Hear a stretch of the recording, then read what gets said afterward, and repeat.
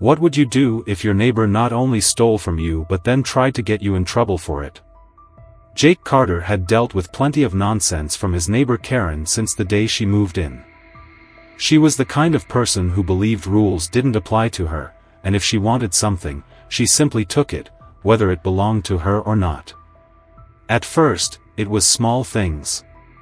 She'd borrow his tools and never return them, let her kids trample his flower beds, and even argued that part of his land actually belonged to her, despite the property lines proving otherwise.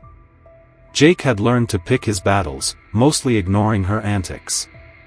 But if there was one thing Karen thrived on, it was testing boundaries, and eventually, she pushed too far. That morning started like any other. Jake finished his coffee and stepped outside, ready to get to work on his property. But as he walked toward the barn, something felt off. He stopped, blinking at the empty space in front of him. His tractor, his John Deere 5075E, the machine that made farm work bearable, was gone. For a second, he thought maybe he'd parked it somewhere else. Maybe he'd left it behind the barn. Maybe he'd driven it closer to the fence line the night before and forgotten. But after checking every possible location, the sinking realization hit him: someone had stolen his tractor. His mind raced. Who would even do something like this?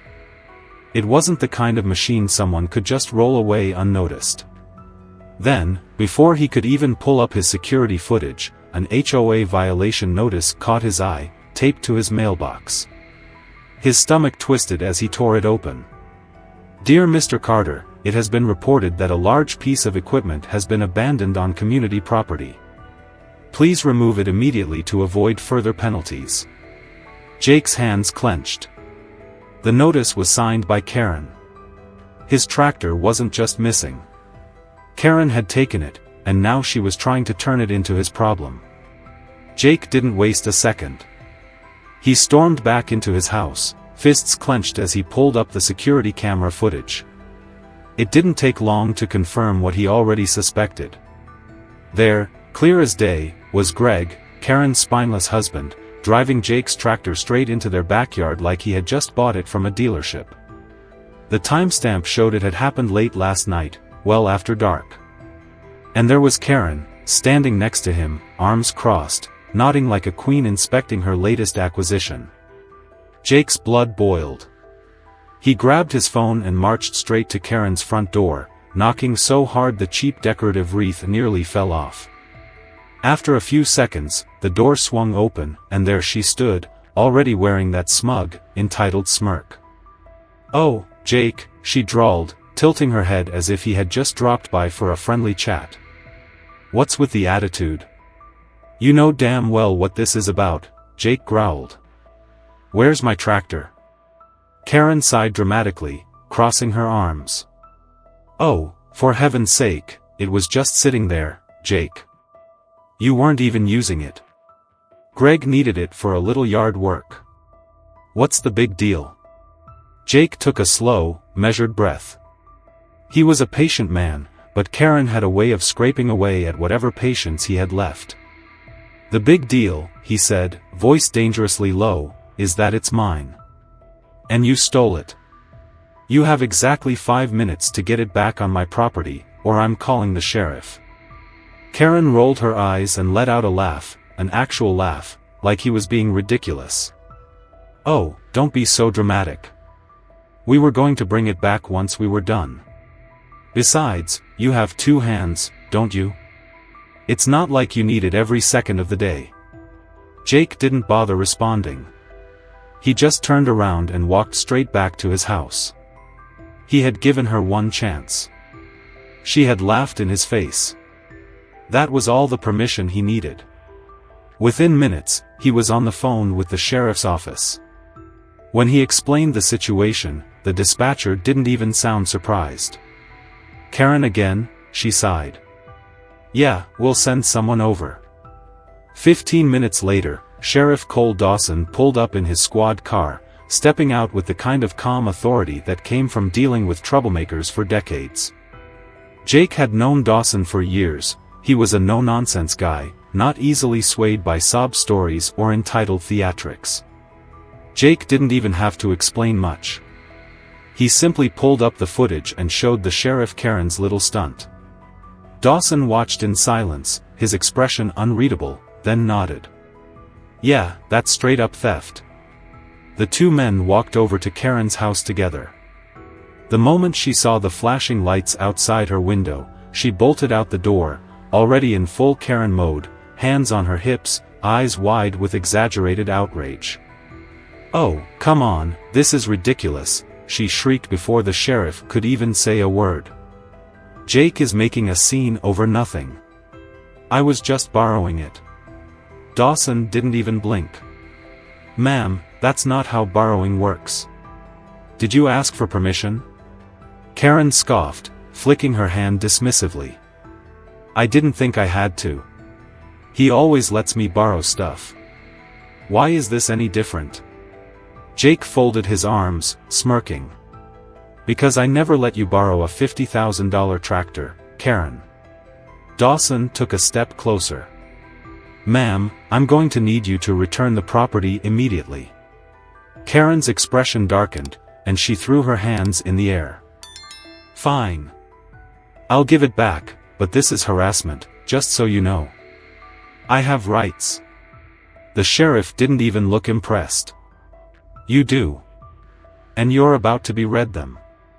The second those words left his mouth, Karen's entire demeanor shifted.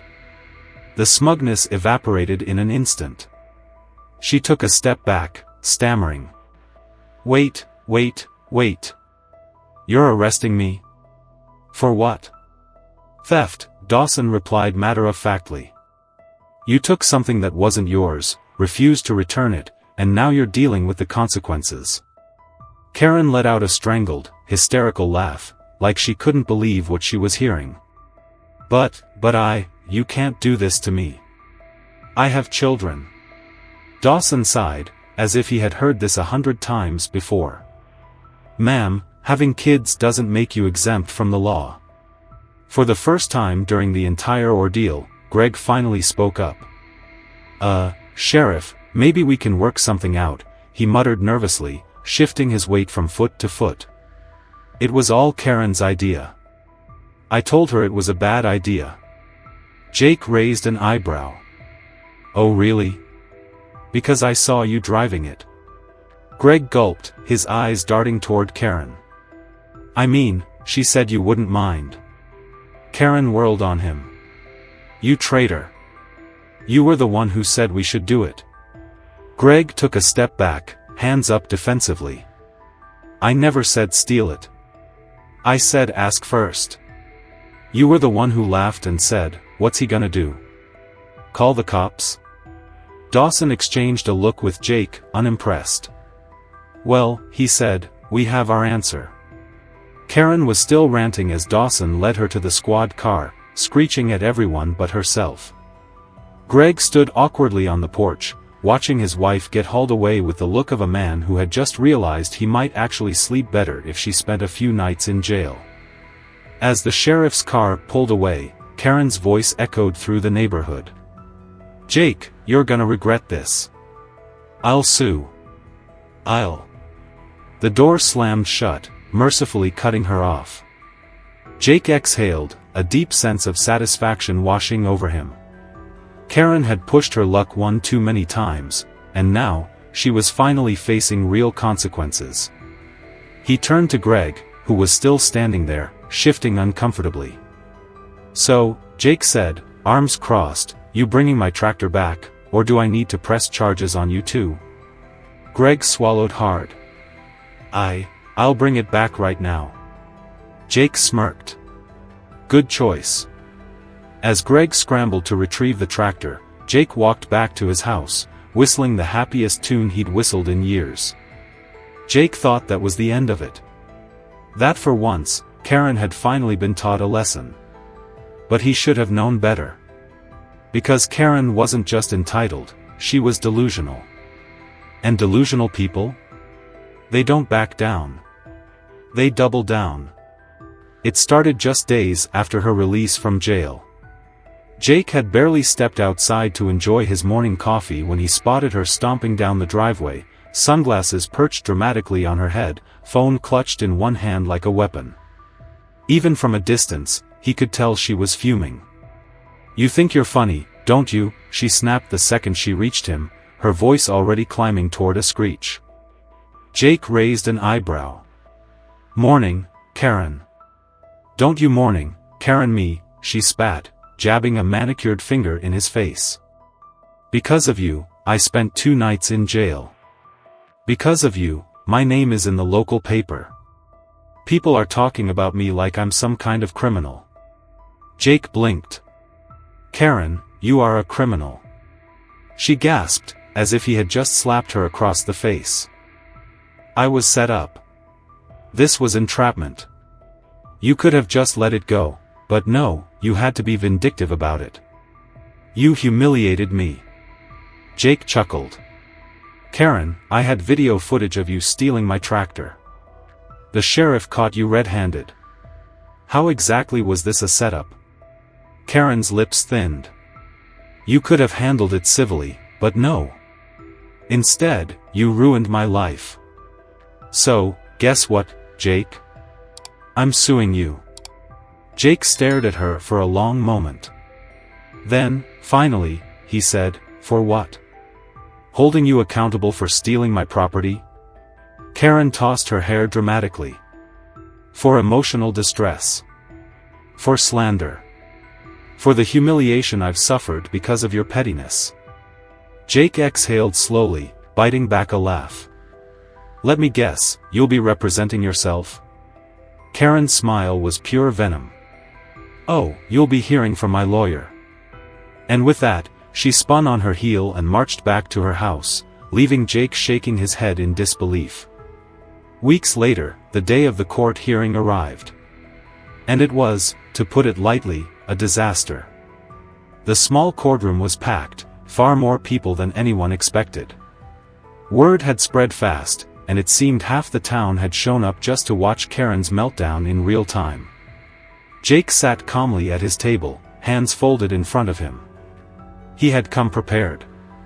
He had the security footage, the police report, and witness statements.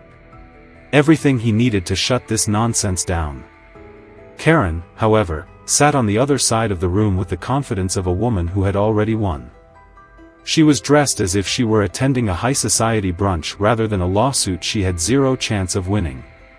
She tapped her nails against the table, smirking, as if this was all just a minor inconvenience in her otherwise perfect life. The judge, Walter Pierce, an older man who had likely seen every kind of nonsense possible, wasted no time. "Mrs. Karen Thompson, you are suing Mr. Jake Carter for emotional distress. Is that correct?" Karen sat up straighter, flashing a self-satisfied grin. "That's correct, Your Honor. I have suffered greatly because of this man's vindictive actions." The judge nodded, looking down at his paperwork. "And you're claiming that being arrested after taking the plaintiff's tractor, without permission, caused humiliation and public embarrassment?" "Exactly," Karen exclaimed, leaning forward eagerly. "Because of him, I was thrown in jail. Treated like a common criminal. Now my reputation is ruined. I can't even go to the grocery store without people whispering about me." Judge Pierce adjusted his glasses. "Mrs. Thompson, I see here that there is video evidence of you taking the tractor without permission." Karen waved a hand dismissively. "That's beside the point." The judge raised an eyebrow. "That is entirely the point." Jake finally spoke up. "Your Honor, I have the footage here if you'd like to see it." Karen visibly flinched. She knew what was on that tape. The judge sighed, already looking tired. "Go ahead and play it." Jake hit play. The room fell silent as the footage lit up the screen. There was Greg, driving the stolen tractor into Karen's backyard. There was Karen standing beside it, arms crossed, looking smug. There was Jake confronting her, and there she was laughing in his face. The moment the video ended, the judge pinched the bridge of his nose. Mrs. Thompson, he said, voice flat, I'm going to be honest with you. This is one of the most frivolous lawsuits I have ever seen. Karen gasped, hand over her chest like she'd been personally attacked. Excuse me? Frivolous? Judge Pierce leaned back in his chair, unamused. Ma'am, you are on video, smiling as you stand next to stolen property. Then you admitted that you took it because Jake wasn't using it. There is nothing unlawful about him reporting a theft. He set down his paperwork with finality. Your distress is a result of your own actions. Karen's mouth opened and closed like a fish gasping for air. But. I'm dismissing this case, the judge announced, banging his gavel. Court is adjourned. A furious shriek tore through the courtroom. Karen shot to her feet, spinning toward Jake. This isn't over, she screeched, face red with rage. Jake grinned. It really is. Karen stormed out, fuming, as the spectators erupted in whispers and laughter. Another loss. Another public humiliation. But Karen?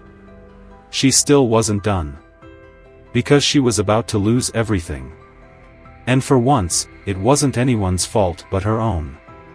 Karen stormed out of the courthouse that day with fire in her eyes and a bruised ego the size of Texas. But despite her dramatic exit and empty threats, reality was finally starting to catch up with her. And it hit her like a freight train.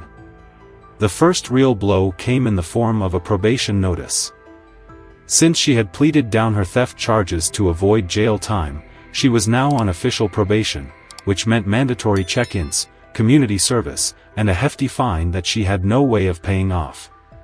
Karen had always lived beyond her means, flashing around designer bags, overpriced clothes, and unnecessary home upgrades she couldn't actually afford. But now, she was stuck pouring every last cent into legal fees and fines. And it wasn't just the courts punishing her. The entire town had turned against her. At first, she tried to carry on like nothing had happened, strutting into the grocery store as if she still had any shred of dignity left. But the moment she walked through those doors, the whispering started. There she is, the tractor thief. Did you hear about the lawsuit? She actually tried to sue him for emotional distress. Unbelievable. If she spent half as much effort on a job as she does on drama, she wouldn't be in this mess. Karen couldn't stand it. She snapped at a cashier, demanding they kick out the gossipers, only for the cashier to stare at her blankly before continuing to ring up her groceries. It got worse when she went to the local hardware store. Karen, of course, had no intention of fixing her own yard work, she had always expected others to do it for her.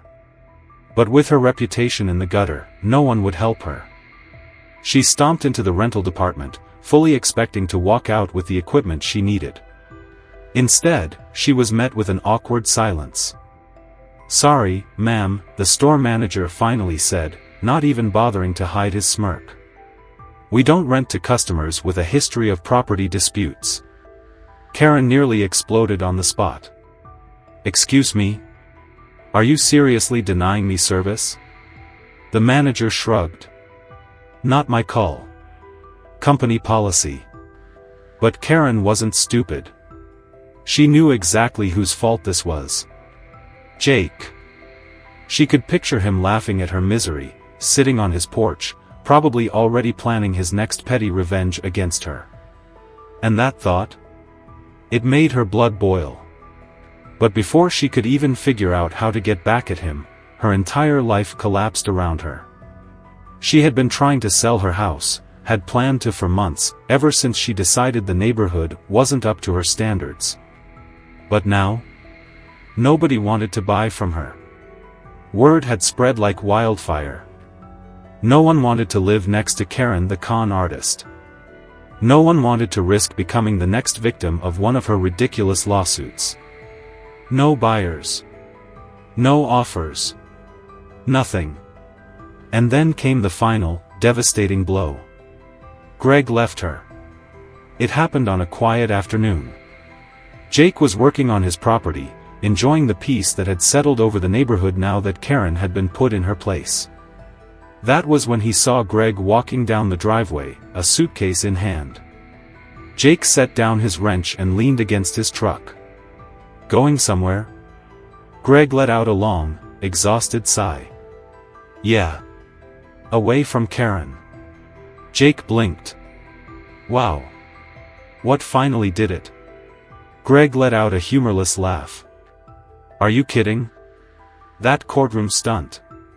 Watching her stand there, completely convinced she could sue you for calling the cops on her own crime. That was it.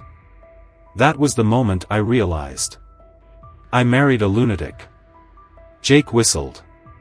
"So she doesn't know yet?" "Oh, she knows." Greg shook his head. "She threw a garden gnome at me when I handed her the divorce papers." Jake nearly burst out laughing. "You should have filmed that." "Believe me," Greg muttered, "I thought about it." And just like that, Greg was gone. Karen, once so smug, so untouchable, so convinced she was the queen of the neighborhood, had lost everything. Her money was drying up.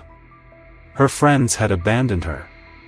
Her reputation was in shambles. Her husband was gone. And worst of all, she still had to mow her own damn lawn. For years, she had bragged about having the most manicured, pristine yard in the neighborhood. But now that she had to actually maintain it herself, without stolen equipment, without HOA favors, without Greg, her once perfect lawn had turned into a disaster. Grass overgrown. Weeds creeping through the flower beds. The fence she had once demanded Jake fix for her was now falling apart. It was poetic justice. Jake watched from his porch as Karen attempted to push a cheap lawnmower across her overgrown yard. It was painfully obvious that she had never actually done yard work before.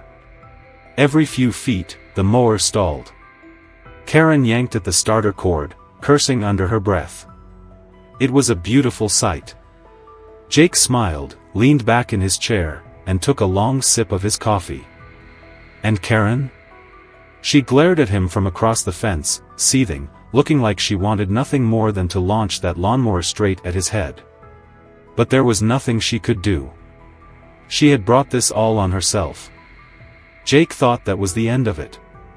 That Karen had finally learned her lesson, that she'd disappear into irrelevance, too humiliated to keep fighting a losing battle. But if there was one thing Karen was good at, it was doubling down on stupidity. One night, well past midnight, Jake's security cameras caught her sneaking onto his property. Dressed in black, carrying a can of spray paint, she crept toward his brand-new, top-of-the-line John Deere tractor, the one he had just purchased to replace the one she and Greg had wrecked. Jake wasn't even surprised. He had half expected her to try one last act of petty revenge. But what she hadn't expected was that he was watching in real time. As Karen reached the tractor, shaking the can, preparing to deface his property yet again, Jake simply grabbed his phone and made a call. "Hey, Sheriff Dawson. You might want to send someone over. You won't believe what I just caught on camera." By the time Karen realized she wasn't alone, it was too late. Flashing red and blue lights illuminated the yard, and she whipped around like a deer in headlights. "Karen," Sheriff Dawson sighed, stepping out of his patrol car, "do you ever learn?" She tried to run. Actually ran across the yard in a desperate attempt to escape, but tripped over a sprinkler head and face-planted into the dirt. Jake leaned against his porch railing, watching as Dawson hauled her up, cuffs clicking around her wrists. "You pressing charges again?" Dawson asked, not even bothering to hide his amusement. Jake smirked. "Oh, absolutely." And just like that, Karen was gone. This time, there were no dramatic threats. No screeching promises of revenge. Just the quiet realization that she had finally lost. A week later, her house went into foreclosure. With Greg gone, no money left, and no one willing to buy from the town's most infamous thief, she had no choice but to pack up and leave for good. Jake watched from his porch as the moving truck rumbled down the street. He didn't say a word. He didn't need to. He simply climbed onto his new tractor, started the engine, and took the slowest, most leisurely drive around his property, honking the horn as he passed Karen's house one last time. She slammed the curtains shut. Jake just laughed. Some people never learn. So what about you? Have you ever dealt with a Karen who thought she could get away with anything? Or maybe an HOA that pushed their luck just a little too far? Share your stories below, let's see who had it worse.